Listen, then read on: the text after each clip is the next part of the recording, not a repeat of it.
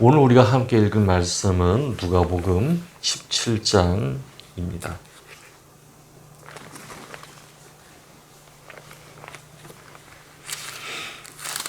누가복음 17장 26절에서 37절 말씀입니다. 누가복음 17장 26절에서 37절 말씀입니다. 제가 한 절, 여러분이 한 절 읽고 마지막 37절은 함께 읽겠습니다. 다만 누가복음 17장 36절에는 없음이라고 표기되어 있어요.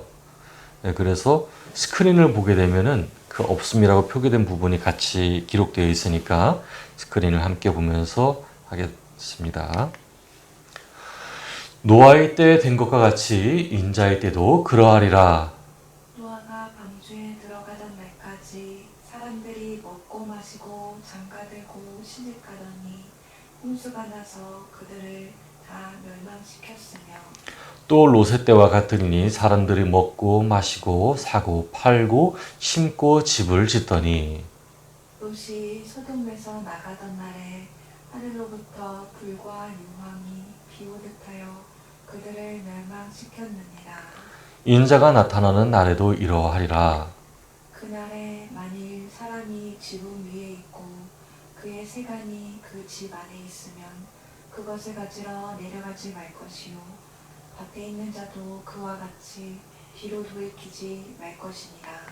롯의 철을 기억하라.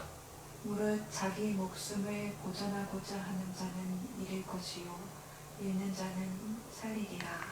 내가 너희에게 이르노니 그 밤에 둘이 한 자리에 누워 있음에 하나는 데려감을 얻고 하나는 버려둠을 당할 것이요 두 여자가 함께 맷돌을 갈고 있음에 하나는 데려감을 얻고 하나는 버려둠을 당할 것이니라. 두 사람이 밭에 있음에 하나는 데려감을 당하고 하나는 버려둠을 당할 것이요 그들이 대답하여 이르되 주여 어디오니이까 이르시되 죽어 있는 곳에는 독수리가 모이느니라 하시니라. 아멘. 네, 오늘은 지붕 위에서 밭에서 멈춰라라는 제목으로 말씀을 전하겠습니다. 오늘 우리는 물질 만능주의에 살고 있습니다. 정말로 물질이 너무너무 필요하다라고 하는 이야기를 하고 있는데요. 인터넷에서 보게 되면은 가끔씩 이런 이야기가 펼쳐집니다. 상대방이 자신에게 인격 모독적인 말을 합니다. 그리고 그 사람이 나에게 도저히 참기 힘든 저것은 그만하세요 라고 얘기를 해야 되는 게 있습니다. 그런데 그 사람이 그 말을 하고 나서 자신에게 어마어마한 돈을 준다면은 내가 그 사람의 말을 참고 그 돈을 받겠다라고 하는 이야기가 되게 많이 있습니다. 욕 많이 하세요. 어차피 돈 많이 주시니까. 얼마든지 나에게 인격 모독을 하세요. 돈 많이 주니까. 이런 게 요즘 젊은이들이 하고 있는 생각 중에 좀 많은 부분을 차지하고 있습니다. 그거를 보게 될 때에는 이게 도대체 이런 물질이 이제 힘을 얻게 되는 이 상황을 어떻게 해야 할까? 이전에도 너무나 물질 만능주의에 있었던 사람들이 오늘날도 똑같이 일어나고 있는 것을 보게 되면은 하나님, 어떻게 보면 하나님께서 우리에게 말씀 주셨지만은 저 사람들에게 정말로 가까운 것은 물질이 아닐까요? 라는 생각을 하게 됩니다. 그런데 정말로 놀라운 것은 시대가 이렇게 변하면서 물질 만능주의를 계속 외치고 있지만 사람이 사람답게 행동하는 그 모습을 통해서 사람들은 그 사람을 통해 위안을 얻고 비록 내 입으로 물질 만능주의를 찬양하기도 하지만은 정말로 인간이 해야 할 것에 대해서 행동하는 그런 친구들을 보게 돼요. 정말로 웃기는 거예요.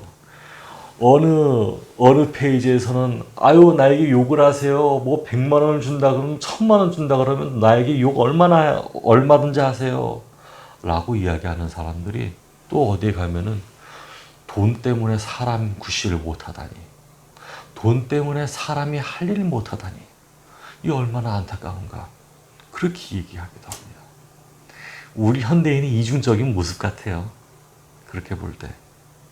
그런데 예수님께서는 마지막 때에 인간이 그런 이중적인 모습이 아니고 온전히 돈의 노예가 되는 것을 너무나도 걱정하시고 염려하셨습니다. 지금 우리가 함께 읽을 말씀이 노아의 때와 롯의 때를 같이 얘기를 합니다. 노아의 때는요, 사람들이 하나님을 바라보지 않았어요. 롯의 때도요, 사람들이 하나님을 바라보지 않았어요. 하나님을 바라보지 않으니까 하나님의 뜻을 몰라요. 하나님 뜻은 하나님 사랑, 이웃 사랑인데 하나님의 뜻을 모르니까 지 멋대로 행해요. 여기에서 있는 사람들은 우리가 보기엔 정말 보통 사람 같아요. 뭐라고 쓰였는지 볼게요. 27절을 한번 읽어볼게요. 노아가 방주에 들어가던 날까지 사람들이 먹고 마시고 장가들고 시집가더니 홍수가 나서 그들을 다 멸망시켰으며, 자, 노아가 방주에 들어가던 날까지 사람들이 먹고 마시고 장가들고 시집가고 그냥 일상적인 생활을 했어요. 그런데 홍수가 나서 휩쓸고 갔어요. 롯의 때도 마찬가지예요. 롯의 때와 같으니 사람들이 먹고 마시고 사고 팔고 심고 집을 짓더니, 자, 사고 팔고 경제가 계속 돌아가는 거예요. 시장이 계속 열리는 거예요. 물건 사는 사람이 있고 물건 파는 사람이 있어요. 그리고 사람들이 막 집을 짓고, 야, 내가 성취를 이뤘어. 과연 내 성취야? 야, 내가 집을 지었네. 내가 건물을 지었네. 건물주가 되고. 그런 게 노아의 때, 롯의 때 똑같았어요. 평범했어요. 지극히 평범한 가운데에서 하나님의 진노가 임했어요. 여기서 이거 보게 되면은, 아니, 하나님, 우리가 평범하게 살면 안 되는 건가요? 우린 평범하게 살았잖아요. 여기에 보면은 평범하게 산 사람들이 이렇게 고난을 당했네요. 하나님, 우린 평범하게 살면 안 돼요? 이렇게 오해할 수 있어요. 그런데 이것은 빠진 말이 있어요.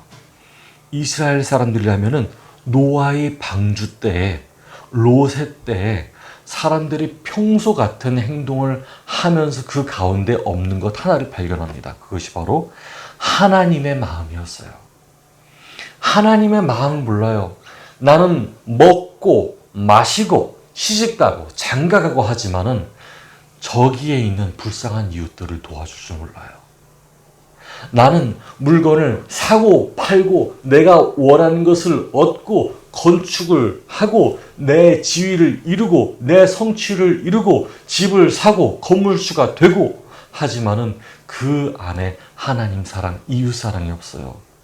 내 이웃을 내 몸과 같이 사랑하라고 하는 하나님의 말씀은 저 멀리 가 있고, 이스라엘 사람들 가운데에서 내 동포를 사랑해라, 내 이웃을 사랑해라 얘기하지만은 그 아주 작은 계명조차도 지키지 않고, 내 동포 내가 왜 사랑해?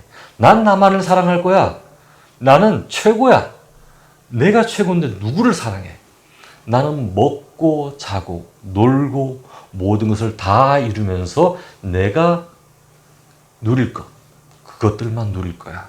당신들은 나에게서 쓸모없는 인생들이야. 나는 내 자신이다. 난 내 자신이 최고야. 이런 모습들이 이스라엘 사람들 가운데 나타났었어요. 예수님께서는 오늘날 우리들을 보면서 이 누가복음 17장 26절에서 37절에 기록된 말씀을 통해서, 얘들아, 현대를 살아가는 이 한국인들아, 과거의 이스라엘 사람들이 서로 동포에 대한 온전한 헌신의 마음, 심지어 그저 옆에 있는 불쌍한 사람들을 보는 마음조차도 없어져 버린 이런 이스라엘 사람들을 보면서 너희들은 느끼는 것이 없느냐? 나는 이 사람들에게 경고하듯이 너희들에게도 경고한다라고 얘기하십니다. 이 사람들은 모든 것을 평범하게 행했지만 하나님의 뜻을 잃어버렸어요. 오늘날 우리들은 하나님의 뜻을 이룬다고 하면서 얼마나 하나님의 뜻을 이루고 있는지 잘 알지 못합니다. 하나님께서는 이렇게 예수님을 통해서 말씀하십니다. 자, 30절과 31절 한번 읽어볼게요. 시작. 인자가 나타나는 날에도 이러하리라. 그 날에 만일 사람이 지붕 위에 있고 그의 세간이 그 집안에 있으면 그것을 가지러 내려가지 말 것이요 밭에 있는 자도 그와 같이 뒤로 돌이키지 말 것이니라. 아멘. 여기서 지금 중요한 말이 나옵니다. 이 누가복음을 읽고 있는 저자는 바로 로마 사람입니다. 데오빌로라고 하는 사람이에요. 이 데오빌로라고 하는 사람의 지붕, 그러니까 로마인들이 거주하고 있는 그 지붕이 세모입니다. 이 지붕으로 올라가려고 하면 굉장히 힘듭니다. 내려갈 때도 힘들어요. 그래서 올라가기도 힘들고 내려가기도 힘들기 때문에 올라가려고 하는 사람은 그 위에서 내려올 때 매우 조심조심해서 내려와야 합니다. 바로 내 집 위에 있지만 오고 가기가 힘든 곳이 지붕과 자기 주거지였어요. 마찬가지로 밭이라고 하는 것은 자신의 주거지와 멀리 떨어져 있습니다. 밭에서 일하고 있으면은 다시 집으로 돌아올 때 굉장히 멀어요. 사람이 내게 큰일 닥쳤구나 라고 했었을 때 지붕 위에서 아래로 내려가지 말래요. 내 물건을 가지려고 내려가지 말래요. 내 물건을 가지려고 밭에서 달려서 집으로 달려오지 말래요. 이 말이 뭐냐? 불 났는데 뭐 통장 챙겨야지, 휴대폰 챙겨야지, 그런 거 하지 말란 이야기가 아니고, 너희들 물질 만능주의, 너희가 물질에 목숨을 메고 너의 소유, 너의 생각, 너의 성취에 다 얽매여져 있을 때 그것들이 내가 오는 날에는 다 헛된 것이 된다. 너희는 거기에 대해서 목매이지 말아라. 지붕에 있는 너희여, 아래에 내려가기 힘들지. 그러나 내가 오는 그때에는 너희는 아래에 있는 물건을 취할 수 없을 것이다. 밭에 있는 자여, 너희가 밭에서 집으로 오기까지는 매우 힘들 거야. 하지만 내가 오는 날에는 너희가 밭에서 너희 물건을 가지고자 갈 때에도 아무것도 얻지 못할 것이다. 너희는 내 인자의 날이 왔을 때 아무것도 없는 채로 나에게 나올 것이다. 이 말을 이 말을 우리말로 이렇게 해석할 수 있어요. 인생지사 공술의 공수거. 빈손으로 왔으니 빈손으로 돌아가리라. 하나님의 말씀 중에 있어요. 아담아, 너는 흙에서 났으니 흙으로 돌아가리라. 내가 모든 것을 이루고 모든 것을 쥐고 이것은 내 거야 라고 하지만 인자의 날이 올 때에는 그렇게 내 두 손에 쥐고 있고 싶었던 것들이 강제적으로 놓아버릴 수 없게 된다는 거예요. 그러니까 그 사람들에게 주의하는 겁니다. 너희의 주인은 누구냐? 물질이냐 예수님이냐? 너희의 주인은 누구냐? 하나님의 뜻이냐? 너희의 가증스러운 욕심이냐? 얼른 밖에 나가서 배고픈 자, 위로가 필요한 자를 찾지 않겠느냐? 왜 그 사람들을 모른 척 하겠느냐? 없어질 것을 위하여서 왜 그렇게 헌신하느냐? 제가 여기에서 얘기할 수 있는 것은 너희들 경제 활동 하지 마. 너희들 먹고 마시는 거 하지 마. 너희들 편안히 자고 편안히 눕고 하는 거 하지 마. 집 사지 마. 이런 이야기가 아닙니다. 경제 활동 하란 이야기예요. 집도 사고 먹을 것도 먹고 마실 것도 마시란 이야기예요. 다만 너희 가운데 하나님의 뜻과 하나님 사랑을 없이 하지 말아라고 하는 뜻입니다. 예수님께서는 오늘 제자들에게 이야기를 하세요. 무릇 자기 목숨을 보존하고자 하는 자는 잃을 것이요, 잃는 자는 살리리라. 이게 바로 33절 말씀입니다. 다시 한번 같이 읽어볼게요. 33절입니다. 준비 시작. 무릇 자기 목숨을 보존하고자 하는 자는 잃을 것이요 있는 자는 살리리라. 아멘. 자, 이 말이 뭐냐면은 너희들 예수님의 말씀을 따르면서 이 주변에 있는 이스라엘 사람들에게 많은 핍박을 당할 거야. 너는 내 말을 지키면서 하나님의 뜻을 실천하면서 내가 과거에서부터 창세전에 사람에게 명령했던 모든 계명들을 다시 너희가 지키라고 이야기를 했고 너희들이 그 하나님의 계명을 지키려고 한다면은 사람들이 너를 미워할 거야. 사람들의 너의 생명을 미워할 거야. 그러나 얘들아, 너희가 그렇게 한 것이 결코 헛되지 않는단다. 너희가 의롭게 행동할 때 악인들은 너희를 해치려고 할 거야. 너희가 정직하려고 할 때 이 세상을 거짓으로 살려고 했던 사람들이 너희의 생명을 미워할 거야. 하지만 나의 뜻을 전하면서 너의 목숨을 미워한다면 너희는 영원한 생명을 얻게 될 거야 라고 하는 말씀입니다. 오해하지 않기를 바랍니다. 여러분 중에 마음이 나아야 하는 사람이 있다면 그분은 마음을 회복시킨 이후에 사람을 사랑하길 바랍니다. 먼저 마음을 회복시킨 다음에 주변 사람들에게 나눔을 하기 원합니다. 내가 먼저 하나님의 사랑으로 충분히 체험받기를 원합니다. 여러분 자신이 하나님을 만나고 하나님의 나라가 되길 원합니다. 그제야 비로소 우리의 마음속에서 하나님의 성품과 하나님의 뜻이 흘러나와 주변에 있는 모든 사람에게 영향력을 미치게 된다고 저는 믿습니다. 자, 그런데 이해가 안 되는 부분이 하나가 있어요. 33절부터 37절 말씀입니다. 제가 한번 읽어보겠습니다. 내가 너희에게 이르노니 그 밤에 둘이 한 자리에 누워 있음에 하나는 데려감을 얻고 하나는 버려둠을 당할 것이요 두 여자가 함께 맷돌을 갈고 있음에 하나는 데려감을 얻고 하나는 버려둠을 당할 것이니라. 그들이 대답하여 이르되 주여 어디 오니이까? 이르시되 죽음이 있는 곳에는 독수리가 모이느니라 하시니라. 아멘. 예수님께서는 말씀하셨어요. 너희들 중에 목숨 잃을 자가 있고 목숨을 얻을 자가 있다. 너희에게 버림받을 자가 있고 데려감을 당할 자가 있다. 그렇게 얘기하세요.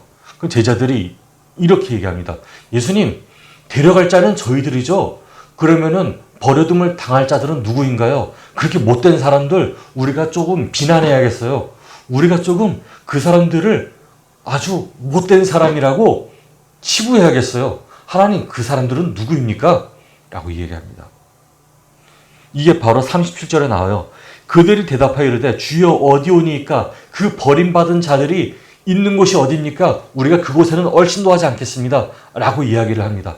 여전히 하나님 안에서 모든 사람을 사랑하는 마음이 아니고 나는 저 사람들과 인연을 끊겠어. 나는 저 사람들과 멀리하겠어 하면서 일부러 작정하고 사랑을 하지 않으려는 그런 마음이 여기 있습니다.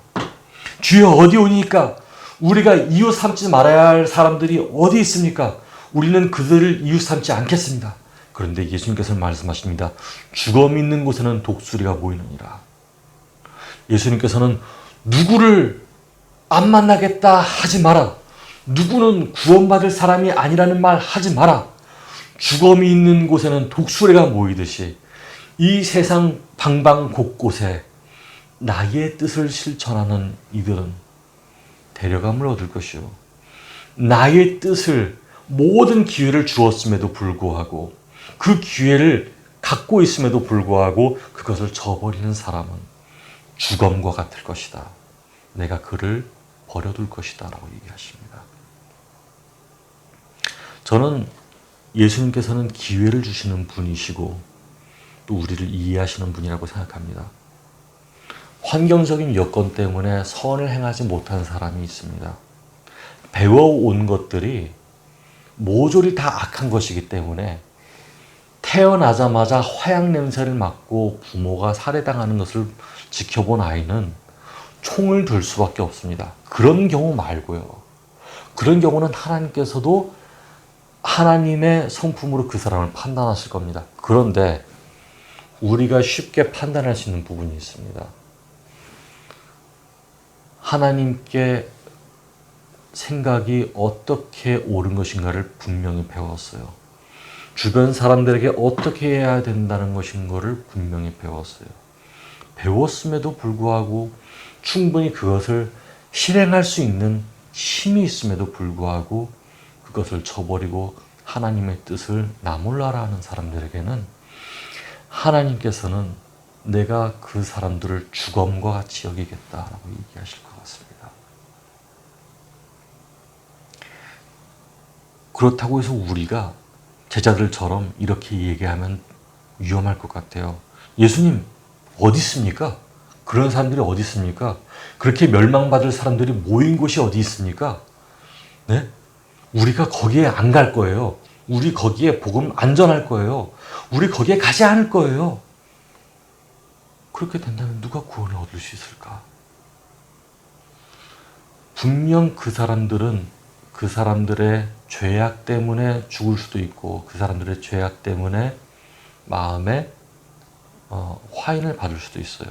그런데 예수님께서는 그 사람들의 행보와 그 사람들의 환경을 다 이미 아시기 때문에 전하지 않은 사람들, 일부러 그 자리를 회피한 사람들, 내 거룩을 위해서 저 사람들에게 복음을 전하지 않으려고 하고 내 거룩을 위해서 저 사람들과 밥도 먹지 않으려고 하는 그런 이기적이고 나는 자신의 거룩주의, 나 거룩한데 내가 어떻게 저 사람들과 밥을 먹어? 나는 선민이야, 선택받은 민족이야. 그러니까 선택받은 민족은 가장 거룩한 하나님의 뜻을 행하는 사람들과만 밥을 먹을 거야. 이런 생각들을 예수님께서 멀리하라 하신 겁니다. 오늘 이 말씀이 그래요.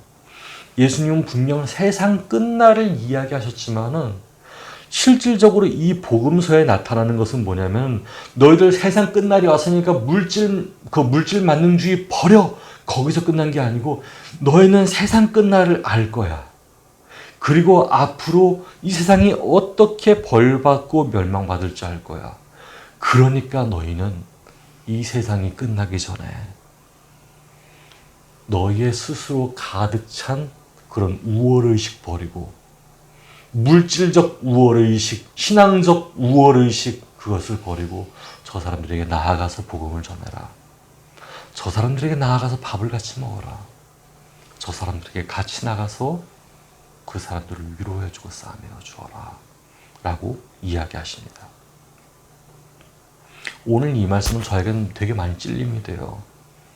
난 그렇게 못하거든요. 난 그렇게 할 수 없거든요. 그래서 하나님께 항상 가는 거예요. 하나님, 제가 그럴 수 없어요. 다른 방법이 없을까요? 하나님, 저는 소심한 크리스천이에요. 저는 내향적인 크리스천이에요. 제가 할 수 있는 방법이 없을까요? 그렇게 하나님께 구할 때 하나님께서는 방법을 주실 줄 믿습니다. 여전히 그 방법을 찾고 있어요.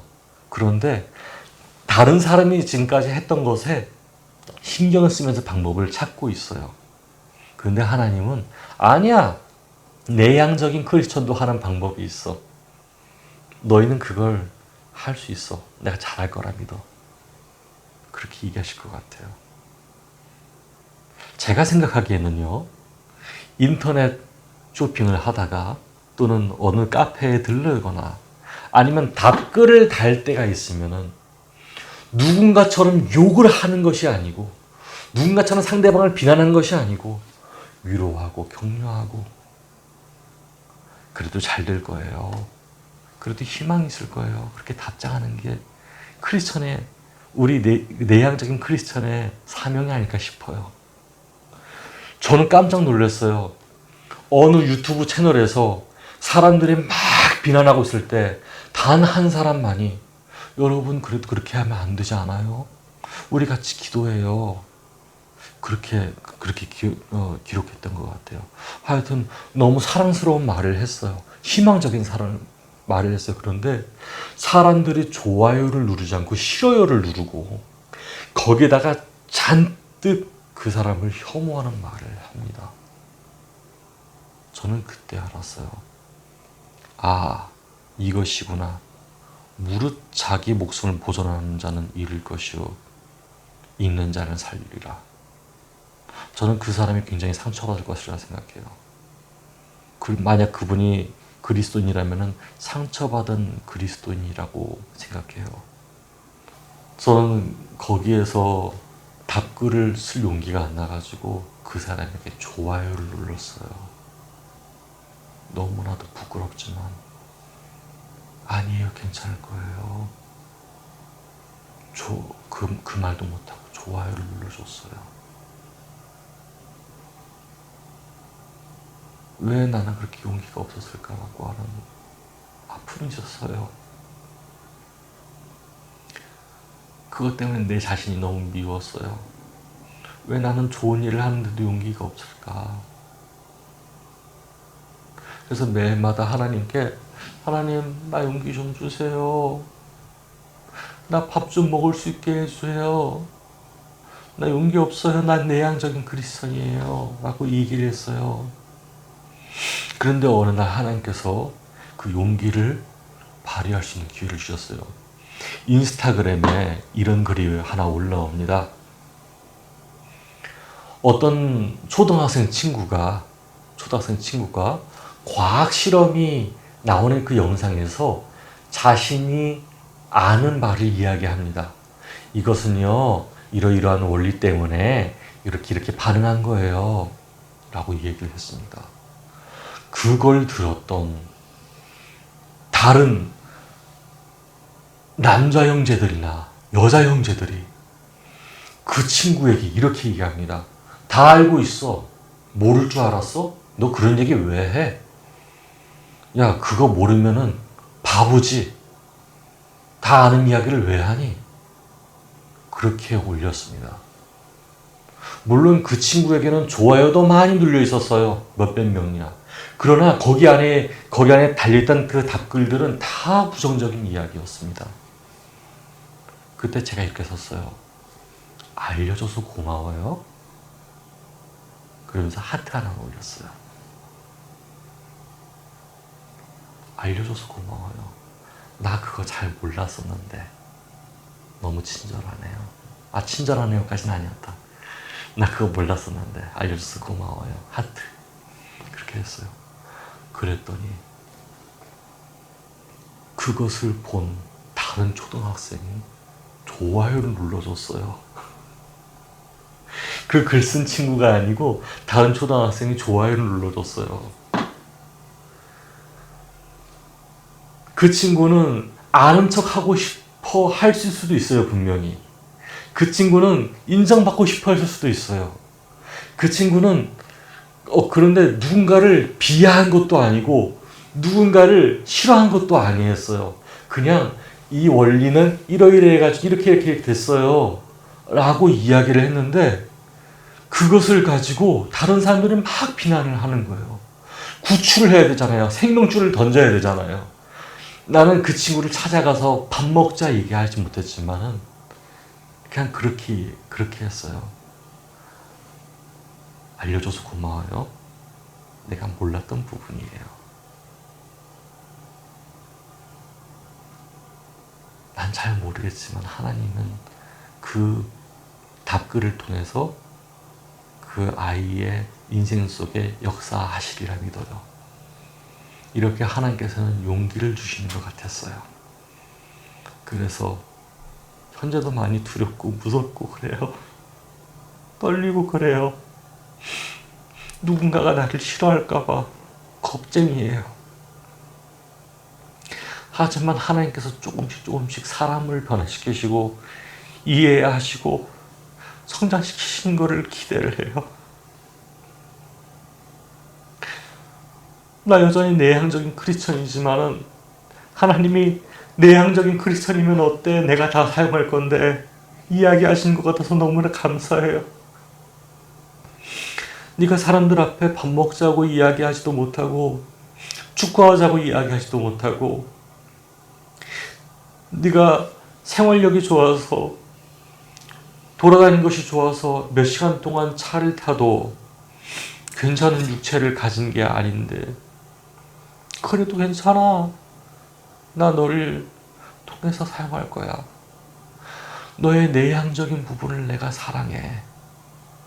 너의 내향적인 부분을 가지고 내가 이 땅에 천국을 만들어 갈 거야. 라고 얘기하신 것 같았어요. 저는 그게 너무나 감사해요. 여러분께도 그런 하나님께서 함께 하신 줄 믿습니다. 말 잘하는 분에게도 하나님 함께 하시고 말 못하는 분에게도 하나님께서 함께 하신 줄 믿어요. 각자 삶의 방식대로 우리가 하나님의 뜻을 행하고자 하면 하나님께서는 지혜와 용기를 주실 줄 믿습니다. 물론 그것 때문에 다른 사람들이 우리를 어떻게 볼지는 잘 모르겠어요. 비난을 원하는 사회에 사랑을 가져다 주면 어떻게 얘기할지 모르겠어요. 하지만 우리가 이 말씀을 듣고 하나님 안에서 우리의 삶을 하나님께 맞춰가고자 한다면 그런 생활일지라도 우리가 하나님 앞에 나가기 원해요. 정말 다행히 뭔지 알아요? 우리가 이렇게 행동하고자 할 때 어떤 사람들은 비난하고 또 어떤 사람들은 의심을 해요. 무슨 덕을 보기 위해서 저렇게 할까? 그런데 이렇게 따뜻한 마음을 가졌을 때 움직이게 되는 사람이 있고 위로받는 사람이 있어요. 그 사람은 정말로 적지 않아요. 많이 봤어요. 따뜻한 말 한마디가 사람을 얼마나 크게 변화시키는지 몰라요. 따뜻한 위로의 말 한마디가 얼마나 사람에게 희망을 주는지 몰라요.